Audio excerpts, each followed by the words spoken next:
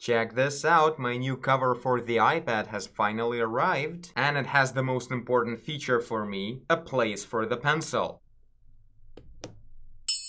So I finally have one less reason to lose it or break it. Also, the back side creates an awesome even-sized triangle, which makes the whole angle a bit higher, which is good. But I still actually use it differently, kind of like this. Standing from the other side, just literally pointing the last segment of the cover perpendicularly to the body of the iPad like this, and it totally holds very well. Also kind of a fortunate thing, because it didn't work this way with the previous cover. I had to do some magic with the duct tape to make that work. So I read your guys' new comments, and you've had quite a few new ideas. Mostly it's about how to continue working on this. We should add texture to the reptile skin and to the camouflage of the agents. Add more color, because everything is kind of like one color thing. The typically green reptile is kind of boring. Maybe it should have some kind of patterns on it, so we'll probably do that. More mutation on the body, more colors and textures, more damage. Night vision goggles. Someone had an idea of making the uniform of the agents a bit more interesting, a bit more flashy, maybe some kind of lights on them. Can't really justify any sort of lights on the military outfit. I don't know, night vision goggles would work, but the dudes aren't really facing us, so we're not really gonna see it. I don't know, we'll see. Maybe some kind of radio in the back will have like glowing screen or whatever. Or maybe they have a very futuristic kind of outfit that has some kind of computer on the forearm. Something like that. Work more on the background just because it doesn't have a lot of details at the moment. And also the character is kind of lost in the contrast of the back, so we need to work on that a little bit. But generally, I don't think we should really work a lot on showing the silhouette of this character, because this is a horror scene at night. It perfectly makes sense to not make the character absolutely visible everywhere. It should be kind of like jumping at us from the darkness. We shouldn't see everything. Otherwise, it's not really scary. So maybe I would do even the opposite, like hide more of its body parts. So of course, we'll add a lot more of the picked up dust everywhere. I think some of the bushes right here will work really well. They will be really lit up, like overexposed very strongly. I think it's gonna look very photorealistic if I pull it off. And the anatomy of the forearms, I think actually both forearms should be addressed. And yeah, that's pretty much about it on whatever we can say at the moment. Generally, we just keep on thinking on it, keep on adding more details. Maybe we should move this guy a bit closer. A lot of stuff with the lighting and little details on everything are a thing to fix yet. I kind of see them somewhere I don't see them, I don't know. We'll just see how everything will turn out, so let's continue.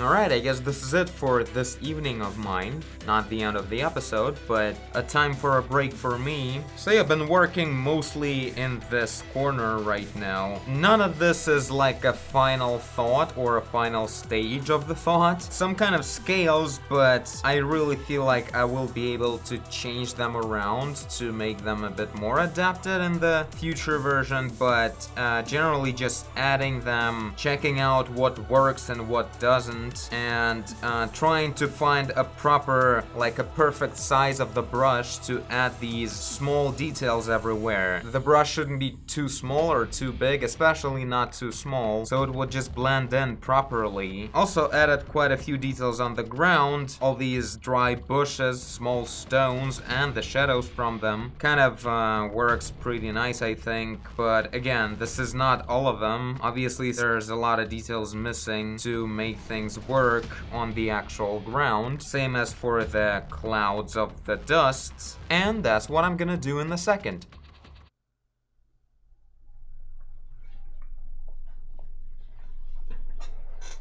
Good morning.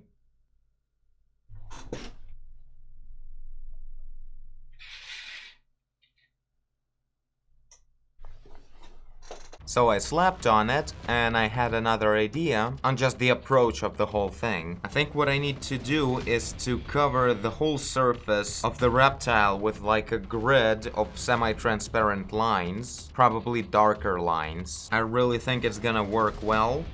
Cable, you're not very convenient. Something like this.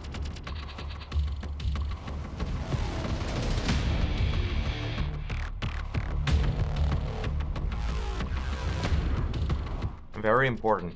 So this kind of grid is gonna be the base, and then what I do is probably grab this color, the color of the brightest area of each scale, and maybe make it just a tiny bit brighter so I would have something to actually add as a detail, and then use a smaller brush to actually shape up these scales around, just like this, thinking mostly on the shading and the shape of each scale and not having to think about their positioning, because I already have the grid and I already have like the shadows between the scales as well. So I think this is a good place to start with these semi-transparent kind of grids. I think that's gonna be awesome.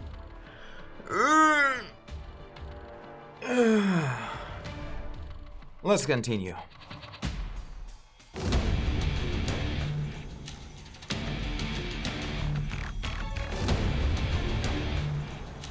Oh boy, it looks a lot more convincing already from the distance. Not gonna look like this in the end, obviously, especially in the close-up, but even from the distance, I believe it's a bit darker than the final result is gonna look like, since we're gonna be adding more details with a brighter color on top of this grid. And actually now, as I have a lot more of a touch to the surface, I see a very complex texture that I'm gonna have to deal with. Now I feel a lot more like adding all the damage and all the mutations, little details on top of this surface. So yeah, I think this was a good idea.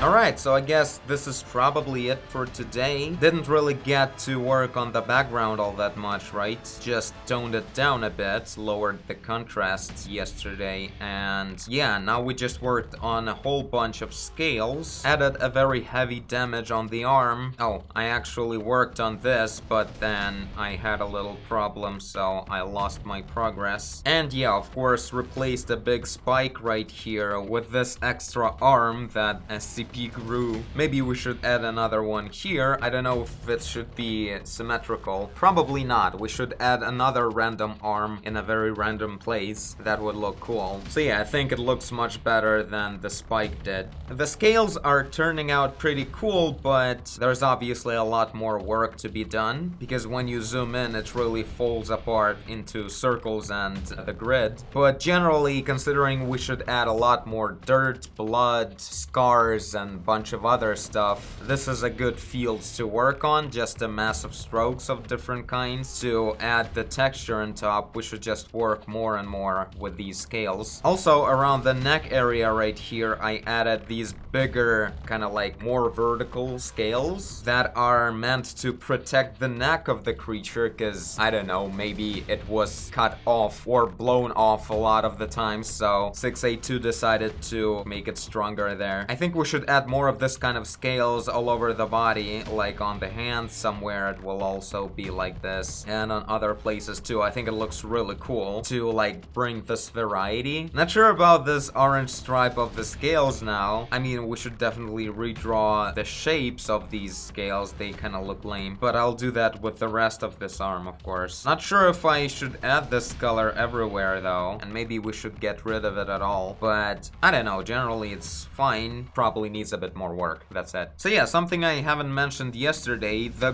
glowing eyes thing. They're not really glowing, they're just reflecting the bright light in the night this way. That was actually someone's idea from the comments, so thank you guys for that. I think it looks much more awesome now with these almost glowing eyes. It kind of looks cool. So yeah, next time, more work on the scales, bullet holes, more arms, and maybe actual, like, mouth with big teeth, the way someone did in other SCP drawings on the internet. Not sure about the fur thing. I said it looked kind of weird that 682 had actual fur in some of the drawings. Someone mentioned in the comments that it may be a good idea to add it.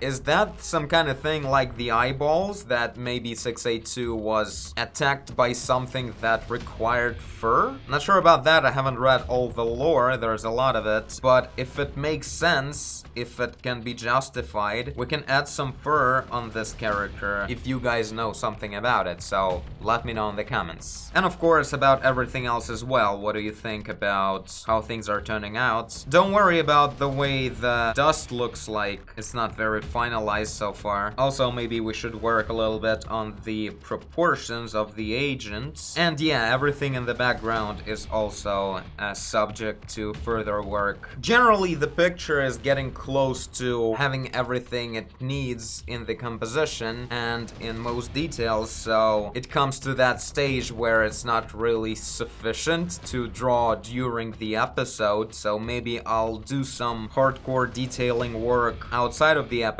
I'll try to actually record the footage of it, but I'll just show it in the beginning of the next episode. But yeah, this is it. Tell me guys what you think. Really loving the fact that I can work on hardcore details on iPad. It really works. Art Studio Pro really is a game changer for me, personally at least. Really love the way the process works. I gotta say, I noticed one thing that is like very noticeable after some time of working in Art Studio Pro and then switching to Procreate. What really bothered me is that Procreate has very low contrast cursor of the brush. When I actually draw, I mean, of course. So this brush cursor is very obvious, like I can see really well what I'm drawing with. In Procreate, it's kind of like the contrast of the cursor is really fighting the contrast of the actual stroke, so a lot of the times you can't see it at all, which is kind of weird, and surprisingly it really matters to me. Like, I need to see it, really need to see the shape of what I'm painting with really well. In Sheer, even though it's just a circle, it doesn't show the actual outline of the alpha. It doesn't really matter. What matters is that I can see the size of the brush really well, even when I'm making quick strokes. So yeah, this is the progress from the previous episode. Waiting for your comments. And I thank you for watching if you did. I guess you did if you're here. Leave a like and subscribe. Tell a friend. Adapt. Do whatever you want. And I will see you in the next one. Bye.